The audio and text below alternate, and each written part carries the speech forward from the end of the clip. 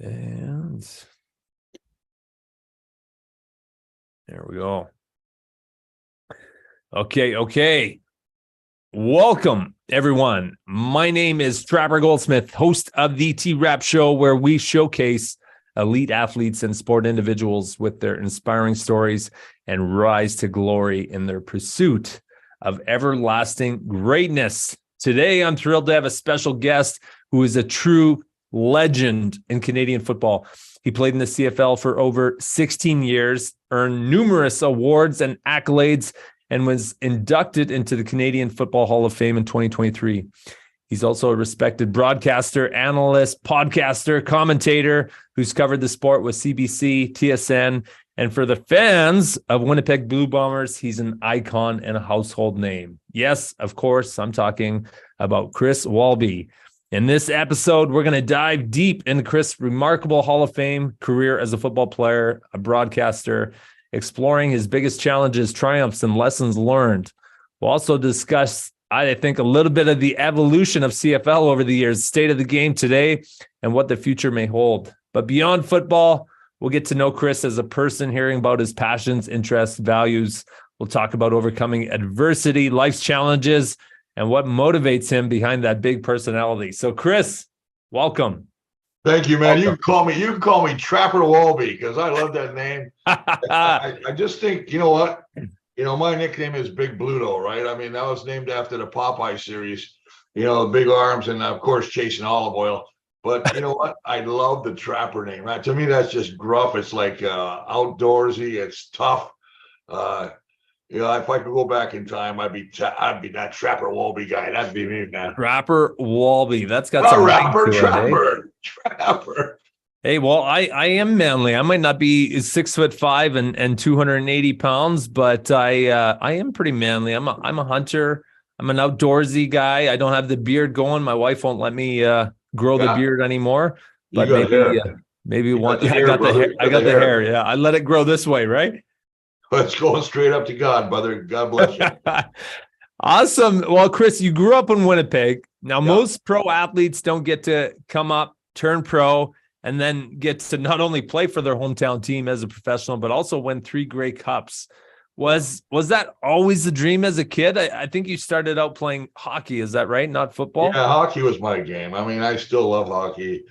I put the skates on a couple of years ago at the rink at our cabin and tried to do some skating. And I got 4 boys, obviously, and I got 4 grandkids now, so it tells you how old I am. But the weirdest thing is, you think you can still do it, right? So I'm putting the skates on. I'm catching every damn crack in the ice. And my kids are like, Dad, you really played hockey? I'm like, yeah, I did, man. They're like, man, you suck. So, I mean, you still think you can do it. But, yeah, hockey was the game. I was very fortunate enough to play junior A hockey, which is a big thing, MJHL out here, for a team. They're defunct now, but they were the Kildonan North Stars. And it was just a phenomenal time. It was a close-knit bunch of guys. Matter of fact, we just had a reunion a couple weeks ago. And I think we had 60 players from all the years coming show up at a local water hole. And just the stories that get swapped. They get bigger, they get better. But obviously, hockey was one of my, was a game that I was hoping to continue. I didn't even think about football. I played 1 year of football, but grade 12. But hockey was the dream for me. I mean, I'll tell you an interesting story. Do you remember a guy named Dougie Smale? No, I don't. Okay, he used to play for Jets. So he played for Winnipeg Jets. And so Troy, you heard of Troy Westwood. Right. Well, Westwood had a show. He would do TSN, a morning show. And I guess he had talked to Dougie Smale. And Dougie Smale had mentioned a comment saying that he actually went to John Ferguson during that time and said, we should bring that Walby guy up. And I'm going to tell you why I'm glad they didn't. And it never came to fruition. They brought Jim Kite up actually in place, who turned out to be a fantastic player.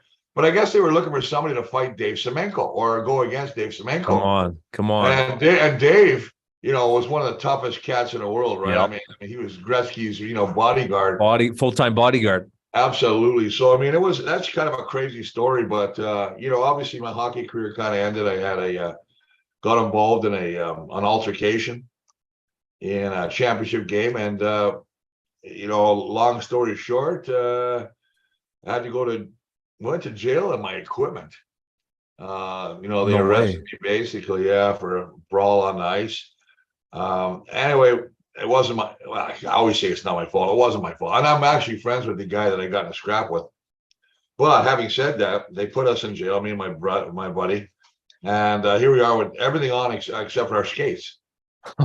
And they let him go and proceeded to try me in a 2-day court event. So I got charged, conditional, which is great, conditional also. But, it wasn't a proud moment for my parents or me. I had a great job with the city of Winnipeg at the time, and then they wanted to get me to quit. So they put me on asphalt crew, and I went through about 3 pair of boots standing in that heat, the hot asphalt every day. But yeah, so with hockey, it kind of ended. And then I figured, what am I going to do now? I mean, when I played hockey, I was probably 230.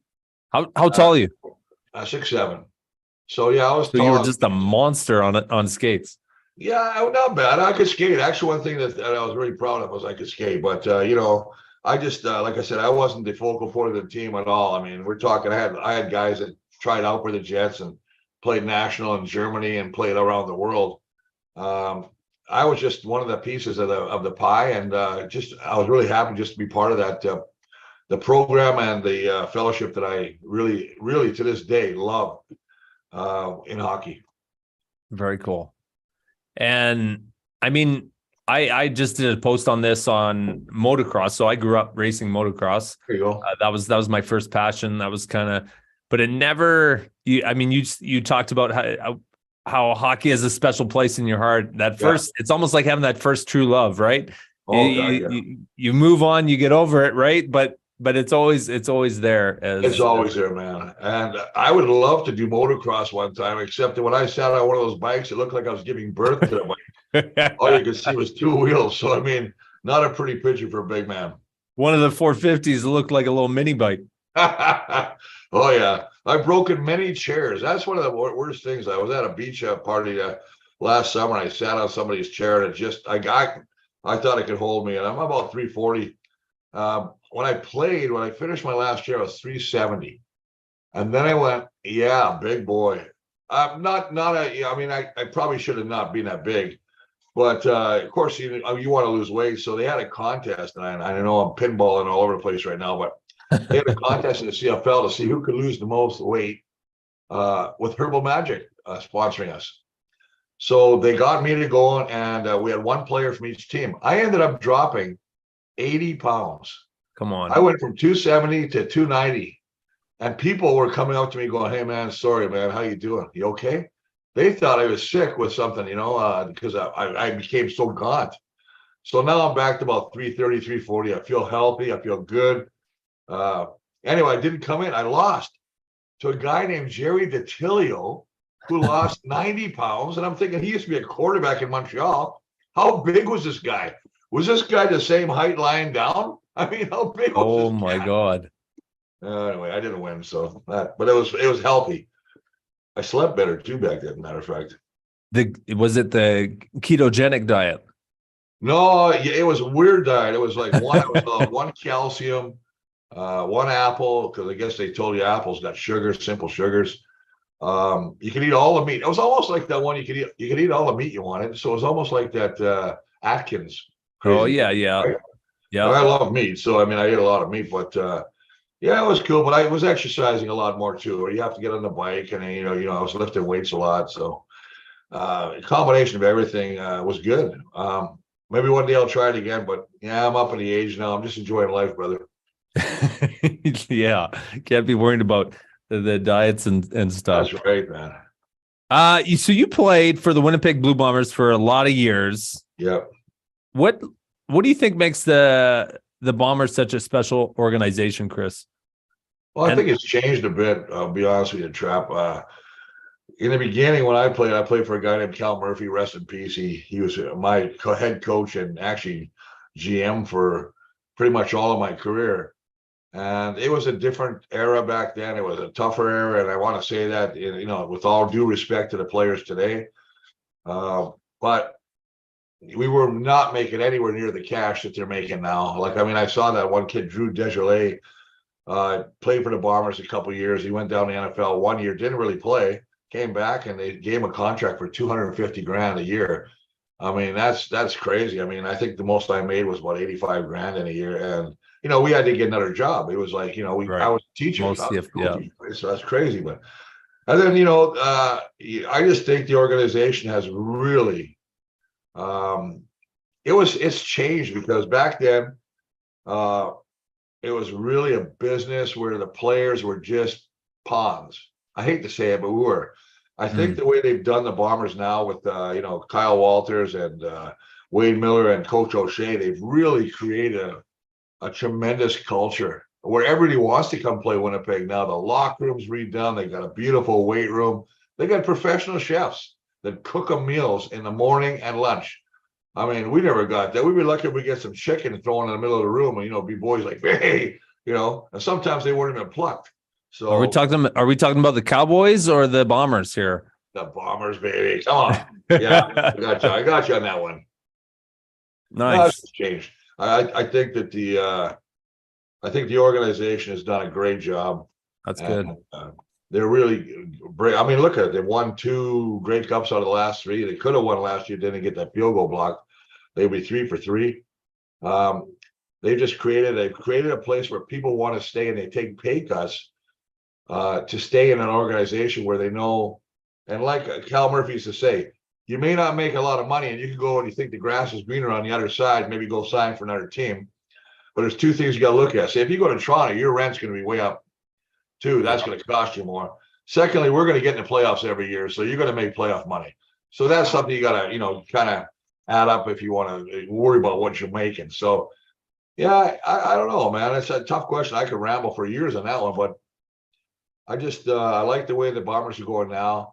But I wouldn't trade what we had, going 2-a-days and beating the crap out of each other every day. It was a different game. I mean, I was probably one of the biggest objectors when they started to go to this no hitting, no contact practicing. And they can practice once a week in pads. And I used to say, for a DB or a, defensive back, a receiver, these guys, okay, they got to get covered. They don't really have to have contact. But as an O lineman, if I go into a game and I get beat one-on-one right away, I'm like, God, I need to know that. I need to have the reps. I need to have the physical contact to know how to, respond to a move. So I just find it different. But hey, listen, their injuries are down. Right. So I guess there's some, intelligence to that decision. Did you ever have any tryouts in the NFL? Yeah, 19. It's funny you say that. 1989, I went to foreplay. I had Gil Scott was my agent at the time. I only had an agent 1 year, and I just said, listen, if there's going to be opportunities, just take me to a place where they actually want to look at me. I don't want to be training camp fodder.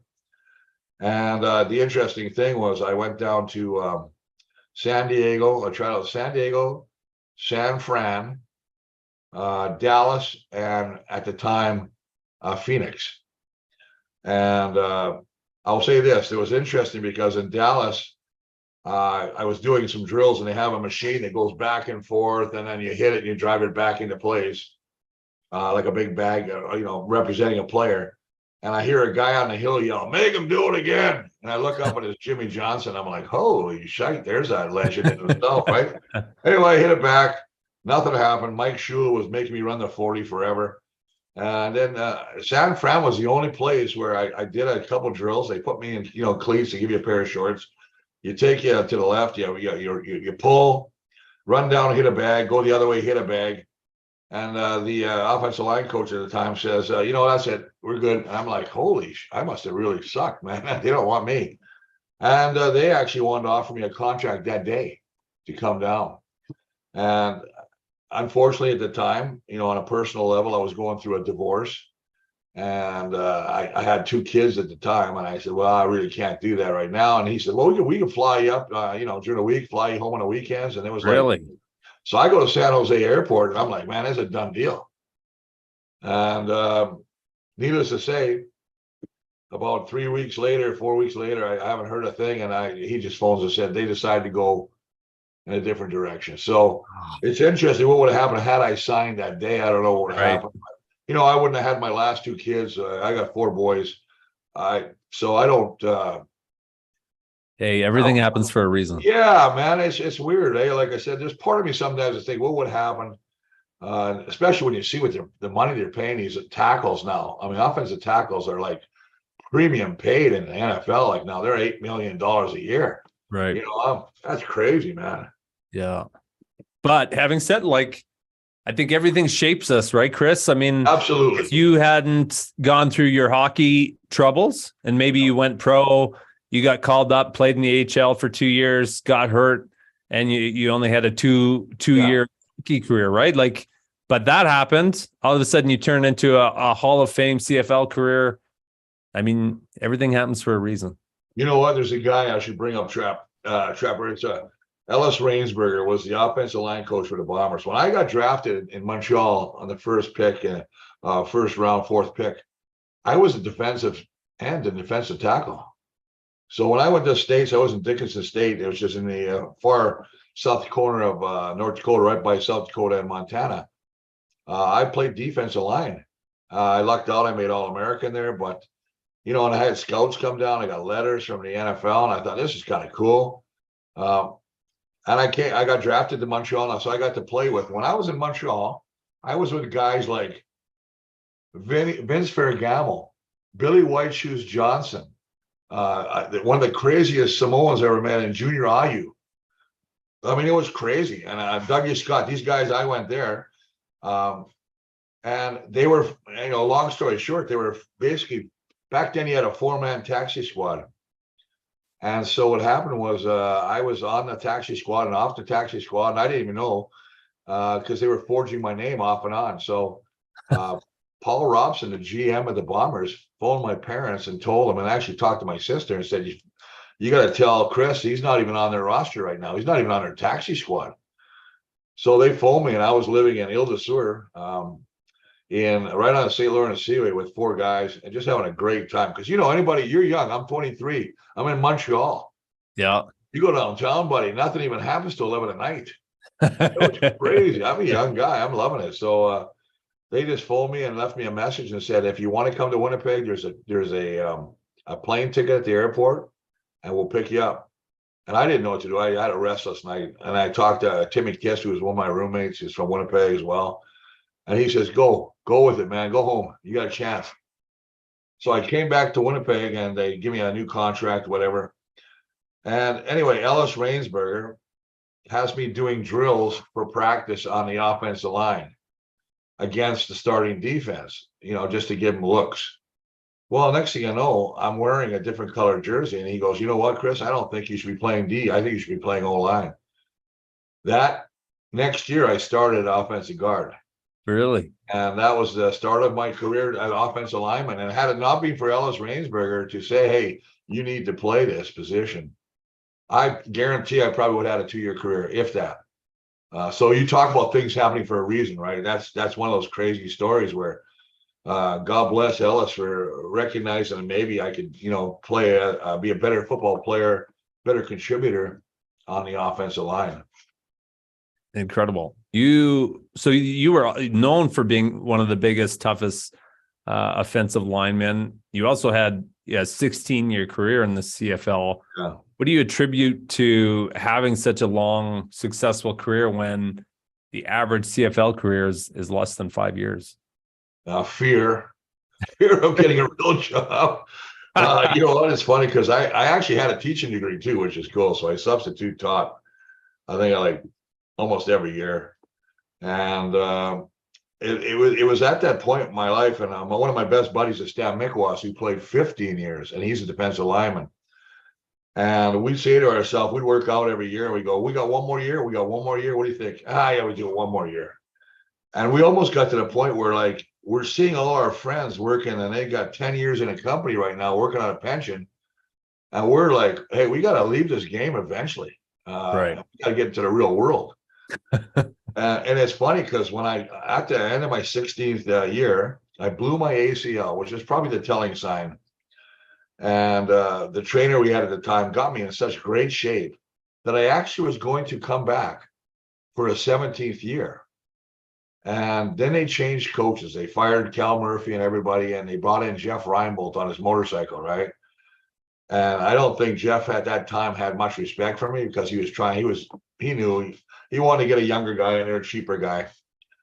So it didn't work out. And actually at that time, I don't know if you remember a guy by the name of Don Whitman from CBC Sports. Whitman, Come yeah, on, rings Big the bell. Trap. Yeah, Rings anyway, the bell. Rings the he's a bell. legend. He's a legend. Anyway, he used to do CBC. He was doing CFL on CBC.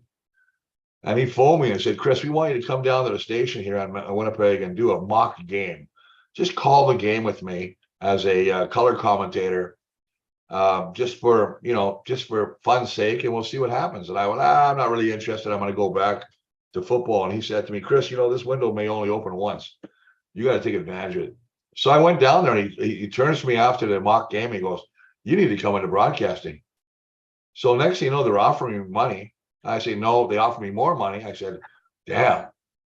Really? Where I was almost making the same as I was in football.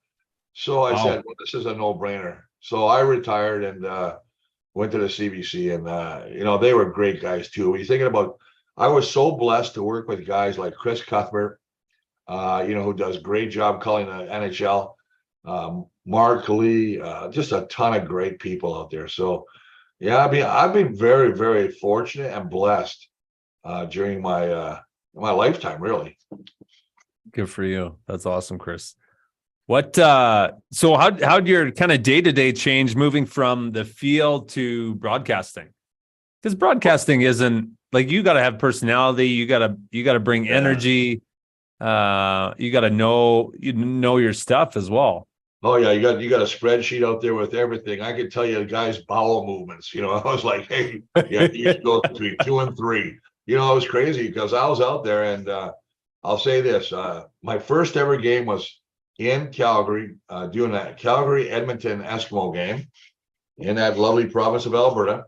Yes, sir. And before the game, I had a new, you're wearing a suit and tie, and the big producer comes over and goes, "You're not wearing that tie, are you?" I go, "Why?" He goes, "Oh, it's way too shiny." And I'm like, now my sphincter is even tighter, right? So I go up there and I think, well, and then Don says, don't worry. He says, but we got rehearsals. So rehearsals, what I want you to do, you know what, Chris, can you do this? He goes, can you talk about the receivers and the running backs? I'll hit the quarterbacks up. I'll talk about them and we'll go. So we do the whole rehearsal, 3, 2, 1, do it all. I talk about the running backs and receivers. It's all great. Now we're live. 3, 2, 1, and Don Whitman says, so Chris, what do you think about those quarterbacks? And he throws me a freaking curveball, and I start, okay, but I pull myself out of the mind mush I'm in. I get it done, and he says, that is television when you're live. You've got to be able to handle it when things change. It was a test. Lesson. It was a great lesson. Was I happy at the time? No, but I was like, wow. And he said, you got through it. That ended up, like I said, I did 10 years, and eventually we lost the contract to TSN, and that was the end of that career. What was good though, because Trapper, I was doing pharmaceuticals, and I started in pharmaceuticals as a rep. Then I became a district manager, which means I was still running my territory in Winnipeg, but I was now in charge of a territory in Saskatchewan and a territory in Edmonton that I had to work. And then we were in San Francisco meetings, and they turned me into an area manager. So I was national manager for Canada, running the nutrition line. So Centrum, Materna, Stress Tabs. But I had to work with 10 women all across Canada. They're all dietitians, great ladies. But I don't know any of these ladies. And I've never worked in the nutritional line. I was dealing with Advil, Robax, dime tap and stuff. So I had to get really versed in because these dietitians are smart. They're like mini doctors. Yeah. So I can't look like a fool being their boss. So I had to study and go and do all these things. But I will say this, working with 10 women, I should have got an award for that, because they're some tough cats, man. I remember I go out there and I'm working with women. And they're like, yeah, Chris, I don't feel like I can do work. And I'd have to fly out. So I'm in BC or I'm in Montreal. And the women would go, I'm not feeling good today. It's that kind of, I'm talking about. And I go, what? I'm kind of bloated. I don't feel real good. And I'm like, well, I'm only here for 2 days. We got to work. I never had to deal with those problems with anybody else. So You don't deal with that on the field. no, so it's really an interesting time, but God bless it was a fun time. And, I did that. I retired in 2012. And then I started doing other stuff. Radio, I did a radio gig for TSN 1290. I did that for about 7 years. And then that ended when we lost the rights to CJOB, who do a fantastic job covering the football. And then my buddy Darren Bombing said, let's get involved with a podcast. Let's do it. And I was like, wow, this is. And so we've been doing the podcast for a couple of years now. And it's growing. You well know, as I do, podcasts are, we're looking for sponsors, you're trying to get people to come in. And we're getting some of this. It's growing. So hopefully this year will be another good year. But yeah, it's tell us a little bit about the podcast. What's the name of it, Chris? It's Bonfire Sports. Bonfire Sports. It's, Bonfire Sports. It's called Game Day, and we do a show, an hour show, or about 45 to an hour, the day before every game, specifically covering the Bombers, Winnipeg Blue Bombers. But then we also touch on all the others, the teams that are playing in other games or other stories, significant stories that are, making waves in the CFL leading up to it. So yeah, it's good, man. It's nice. Fun. I'm a guy that I am lucky enough that my wife and I, we like to go to the lake. And I got a cabin about 40 miles out of here with a little waterfront. So, it's nice to just get away and enjoy summers. Because even when I was doing, CFL, when I played, I had no summers. When I did CBC, I had no summers. When I was doing TSN 1290, we'd have to be back all the time in the studio. Now I can do it remotely. So if I'm at the lake and Bonfire needs to get a hold of me, I can do it at the lake, set up a little, tripod and wax poetic, right? So have your beach umbrella there. And beach umbrella, baby. And a cold one. And a cold one. You always have the cold ones off the side. Yeah. Yeah. Chris, playing, podcasting, broadcasting, what's hands down your most memorable game? Well, I think, it's funny. Normally I would say winning the first Grey Cup after 20 years in 1984, but it was the game prior to that. It was 1984 playing the BC Lions, who had beat us up pretty good during the season. We had to play them in BC Place. There were 60,000 people in BC Place.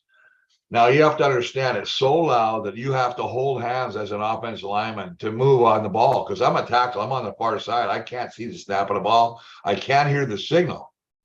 So Cal Murphy, a head coach, decides they're going to put little microphones in our helmets, at the top of our helmets. And Tommy Clemens, who was our quarterback, was going to, just talk through that, right? Well, what happens is we get all these helmets, we get them back. They don't fit on our head now because of all the gear. We look like kazoo. The helmets are sitting up here. It's not fitting. So now we have to get new helmets for the game, which is really weird because anybody that knows their equipment, you feel comfortable in your own equipment. You don't want to be putting something. The BC Lions, prior to the game, and we're at the stadium that Sunday for the West Final, and they slid these little pamphlets under our dressing room lock. Hey guys, why don't you join us at our victory party after?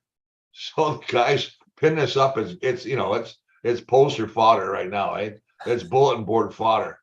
And we went out there and won that game. And I had to play a game that against one of the legendary, toughest guys, fastest guys in James Quick Parker, who had like 26 or 25 sacks during the season. And we ended up doing a good job and coming out of that game victorious. And that was a game, I think I was so crazy euphoric. I don't think I've been happier. Seriously, it was just one of those fantastic memories. The Grey Cup, I hate to say it, the Grey Cup was almost anticlimactic to me. It was nice to win, no doubt. Yeah. To Hamilton and play Dieter Brock, my old teammate, but the get there is the big battle, right? And that's the one that kind of just gets my mojo going. That's cool. That's awesome. So you have a ton of experience in the league, sport, broadcasting. I mean, you've definitely overcome some adversity to achieve what you've achieved. Yeah. Chris, what's some advice you would give for their athletes, individuals chasing their dream that are going through adversity, that are down and out right now? Give us some tangibles that we can take home on overcoming adversity. Trap, there's one thing that always stuck on my mind. Don't let people tell you. Don't let somebody else make the decision for you. And I say that from a real honest perspective. When I finished football, or excuse me, hockey, let me correct that. And I tried out for a junior football team. My first year tried out with a junior football team. And I tried out with this team, and in junior football, they basically don't cut anybody. They'll just keep you around. Well, this team cut me. They pulled me aside, and the coach actually told me, he said, "You know what, Chris, if I was you, I'd find another profession or some other hobby." So here I am. It's always, peer. I'm going with all my buddies. They're driving. I'm in the car with them. They're practicing now, and I got all my gear in a garbage bag, standing on the sideline, waiting for practice to get over. Him, just feel like crap because I gotta wait for these guys so I get a ride home. And I use that as such motivation, and I tell people when I speak to them, do not let anybody control your future. You're the only one that can control it. You're the only one that decides whether you want to play that sport, play that piano, play guitar, whatever it is in your life. You can't be controlled by others, because you're always going to have naysayers. You're going to have guys that maybe don't want you to succeed. They want to bring you down to their level. You got to fight through all that adversity. Be strong. Be true to yourself, and just keep your dream alive. Somebody said there's always a rainbow after a couple storms. So not to be poetic, right? But I mean, that's the way it is. You just got to keep fighting through it. And to me, that was my motivation. And I think that when I talk to other kids in the community center, I do some public speaking. I go to talk at hockey banquets, football banquets. It's the same thing. And I would say this: don't worry about where you are today. Worry about where you want to be tomorrow. Because I was garbage. Listen, I sucked, obviously, for them to cut me in football. So for me to say that, obviously, I didn't let them control me. And if I did, and if I believed it, if I took this guy's word for it and I quit, where would I be today? Who knows? Yeah. So you know what? To me, it's like, you can always, tomorrow's better than today. Just keep working, keep reaching up there, buddy. Don't worry about where you are today. Worry about where you want to be tomorrow. I love it. Yeah, you need that spark, hey? I was 17, man. I knew I wanted to be a professional athlete. That was all I wanted to do with my life. And so I chose golf. I actually was better. I was a way better volleyball player than I was golfer. And track and field, actually, I had a full ride scholarship offer for track and field. Oh, wow. Right. And I'm hitting golf balls at my hometown range. And the golf pro who is coaching me kind of at that time, we're on the range. And I remember I was like, well, I think I'm going to pursue golf. And he looks at me, he says, Trapper, I don't think golf is for you. You should probably think about doing something else. Think about getting your business degree and pursuing other. And granted, I mean, I didn't have a lot of potential at that point, but it was that spark that triggered me. And I very well proved him wrong, but I think we all need that little spark that lights a fire in us pursuing our dreams. Yeah, listen, everybody's got pride. You want to be you want to be competitive. You want to be at least to be in that same avenue like golf. I'll be honest with you. You mentioned golf. I love golf. Is it a tough game for a big guy? Yeah. Yes. I pretty try. They always say, Chris, just swing. Don't have to kill the ball, right? You're up there trying to kill the ball all the time, and it's sit in the bushes every time. So, I agree with you 100%. I mean, it's there's things that I mentioned guitar. Well, I've broken all my fingers, right? So every one of my fingers I've broken. So guitar is basically out now because I can't even make a fist. So when I make a fist, I go to the drive-through and she gives me my change. It just rolls right out of my hand, and I go, I'll leave that for the sweeper. So get it. That's okay. It's that's funny. Chris, what do you think are some big misconceptions about the CFL people have? Well, I don't know what misconceptions have now. I mean, I think that we've gone globally now. We're bringing in people from around the world to play. We've got a couple of guys from Japan on the team, and in Germany we have a German kid that's really doing really well. I think the misconception is that we're not a professional NFL type quality team. I know there's a lot of guys saying we should do more to market our game. We should do more to really emphasize that it's Canada's game. And yet I remember being in Toronto when I was working there, and I'd be in the watering hole and I'd be like, hey guys, put the game on. And they're like, no, man, Buffalo's playing, Buffalo Bills. They got such a mentality down there. Well, of course, you think about it too, right? They've got the Maple Leafs, they've got the Raptors, they've got the Blue Jays. And I'm just using Toronto as an example. So that's the mentality, and I wish we could get rid of that. But it's up to us and our commissioner, Randy Ambrosi. He's got to be the guy that turns it around and gets people loving this game. I think it comes down to ownership too, Trapper. I mean, BC was one of those, provinces that we really need to pick up. Tennis used to be good. Like I mentioned, we had 60,000 in '84. Well, now they got that new owner, and he's doing phenomenal, bringing in bands for pregame. Right. Getting buses to outer areas to bring people to the games. Then you got Pinball Clemens, who got back involved with Toronto, right? And they win the Grey Cup, and that's another major market. They've got to get people going. Montreal, new ownership now. They used to sell out every game when Wettenhall was the owner. They got to bring that back up. And there's talk about, and they've been talking this since I was playing, about having a team in the, East Coast, in Halifax or somebody out there. But I think for me, take care of what we have now, build it as strong as we possibly can. It's a 100-year-old league. Yeah.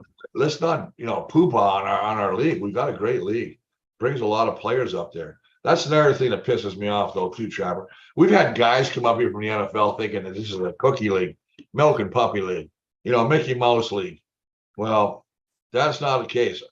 I had the good fortune of playing the first game against Mark Gastineau, who was a leading sacker for New York Jets in the NFL. And that the owner in BC brought him up, but he was going out with that Brigida girl that went out with Stan with what the hell's his name? Sylvester Stallone. Yeah. Brigida Nielsen. And so I got to play first game, and we knocked the bejesus out of that kid. And he actually I think we taught him respect about the league. Just because you're across the border, not making the same kind of cash, there's quality football players up here. Right.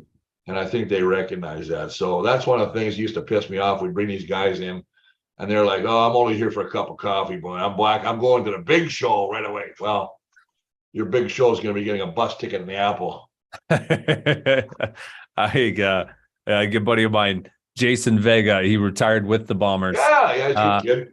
Yeah, he so I actually had him on the podcast. We were talking, finished his collegiate career, and then his agent's trying to find him a spot, and he had a couple of tryouts, and then he was like, well, there's an opportunity to play in Canada.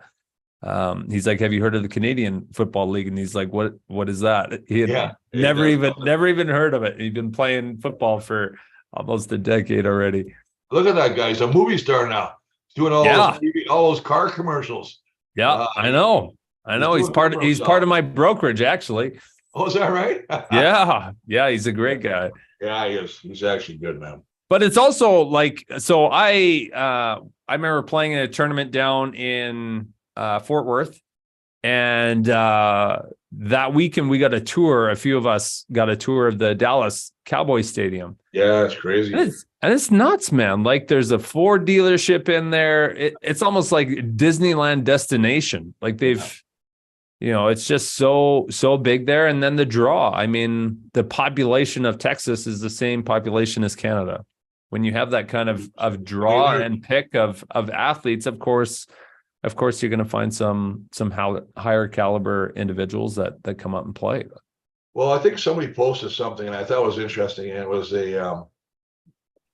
I think it was a kid who used to play. He actually played with the Washington Redskins, and he played up in Edmonton as a 19-year-old. Mike Sellers was his name, and they showed that graph again, that how many players in the States, how many percentage go to next level, how many percentage go to university, and how many out of that go to professional. It's such a minute amount that it's just, you're really blessed to be able to make it. So yeah, it's crazy, man. But I remember playing Mike Sellers. He was a defensive end for Edmonton. And then this is a guy that went to running back, and he ended up playing in NFL for Washington for a number of years, a stud. So crazy. Yeah. What advice, Chris, you give to an up and coming youngster that wants to have a career in the CFL and chase his dreams of winning a Grey Cup? Well, I don't think we worry about the cup right now. That'd be the holy grail. I think the biggest thing is right now is take care of yourself. I got a grandson right now. I got two. Well, I got four, but the two are in football right now, and they won a championship last year. And one is going to be. Well, he just turned 16, and he's going into grade 12 or a senior year this year. And he says to me, "Big Pop," they call me Big Pop. What do you think? I go, well, I'll tell you what. First thing, take care of your body. Don't be doing something stupid. Secondly, which is just as important, you got to get good grades. Like he wants to play. There's a lot of people looking at him right now, but he wants to go to the States. And I said, well, you need to have grades. You got to have grades to get opportunity. And then I said, just take care of yourself. Don't have to worry about pushing 400 pounds. He's a linebacker type / rush in. Just, get yourself fit, work on your footwork, make sure your speed is good, but make sure you're just doing the right thing. Like, don't get caught at a party doing some stupid crap, that's going to put a black mark on your name where they just say, we don't want this guy. He looks like he's trouble. And just go for it. I mean, I'm trying to help this guy as far as, work on footwork. You don't have to be in a gym, but get a skipping rope. You know what I mean? It's like, oh, you were in track. Yeah. You know what is funny, Trapper? I threw javelin. And I got to tell you, I was in South Dakota State, first meet ever. And, they teach you kick, pop, and you swing. I got the flexibility of a 2x4. So, I mean, I muscle it and I get 6th place and they give me a trophy. I'm like, and let me just say this. That was the last time they had guys that were 5'10" that could snap. Yeah. I mean, I was blown away. I look at this and I go, I don't even want to go and throw. I mean, I can't even hold this guy's jockstrap. This guy he's throwing it through the universe. And I'm like, okay, big guy comes up. But back in the school when he had a scholarship, you had to have 2 sports. So I played football and I thought, well, okay, yeah. So, I threw javelin. I won a regional title with javelin. There you go. I was the #1 ranked BC discus thrower. And then I would throw shot put because you wanted to have 3, but I wasn't. I was 6'3", pretty lean. And so when I got my offer to go down to the States to Idaho State, they wanted to bring me on for the decathlon because of my build. I could already throw, but I also had some speed in running. And so that where you went? Where did you go? Ohio State? No, I turned it down to pursue golf. So I ended up pursuing golf. And at that time, I was nowhere even near getting a scholarship for golf. So did you get a golf scholarship too? No, I got cut from the university team and then had to grind it out, finished my business degree, and then turned pro 2 years out of university. Right on. Good for you. Yeah. What's your handy? Now, man, fluctuates. Come on, Chris. It's what do you okay, what do you do? Are you in the 70s, 80s or what? Yeah, we keep it in the 70s still. Really? Yeah. Front 9, brother. I mean, I still got to take clients out. I got to maintain a level of respect, right? Yes. Yeah, you have a brokerage firm. Yeah, financial brokerage. Yeah, I got 2 guys that I played ball with, Milos and Peter Pejovic. They were with the RBC. Now they're with Wellington. They've been handling me for a while because I tell you what, that's another thing that's interesting is when I was in football, we had a guy who's no longer with us. I don't need to mention him, but he was in charge. He was with Investors Group. Yeah. And after 16 years, not a word of a lie, my investments didn't make 1 penny. Not a penny. He just, he took his fees and just play the game. And so I learned a hard lesson back then. You know what I mean? Investors Group is a great company. Most of the time, that's an advisor issue, not a company. Yeah, well, that's what it was. I mean, that's why I don't mention the guy. He's no longer with us. So, I mean, that's just the way it was then. And it sure taught me to be a lot more prudent and understand what was going on. Where before I just trusted. I was a pure trust guy, right? Right. So now I'm a different kind of cat. But No, it's Well, all and the good. biggest thing for me, right? I think like I specialize in athlete portfolios as a previous athlete, and athletes have unique income in that you don't get paid 12 months out of the year. It's not guaranteed income, all of the challenges that come with that. And, I often relate it to if I wanted to go in for knee surgery on my ACL, well, I wouldn't just see a general surgeon. Right. I want a knee specialist. Absolutely. Right. And I don't think your finances should be any different. You go in, you should have an 100%. athlete specialist, someone who knows that and that's all they do and specialize in that. And I like the fact that the guys that I have right now are doing a very fantastic, they're doing a great job. They keep in contact. Yeah. Communication. I mean, that's the biggest thing. We meet probably 4 times a year. And, there's, any kind of questions I have. I mean, remember we went in 2000, I think it was 2008 was the big crazy, was that the crash? Yeah, 2008. And I think that, a lot of guys were panicking and, like, where's our money? Should I pull it out? And, this guy was like, just hang on, bite the bullet a little bit here. And, it took a while to come back and climb back into, to the right atmosphere again. But yeah, where some guys may not even understand that. So that's the thing. I mean, I'm lucky to be with a guy that I really trust, which is phenomenal. Obviously, you're doing very well for yourself as well. But it's cool, man. Yeah, it's a tough gig. Yeah. I mean, I'm sure you got the graphs going and you got the computers going, and it's always like checking, the guys. At the end of the day, though, hey, I was listening to I think it was an interview you did, and one of the things you said was love people and treat them right.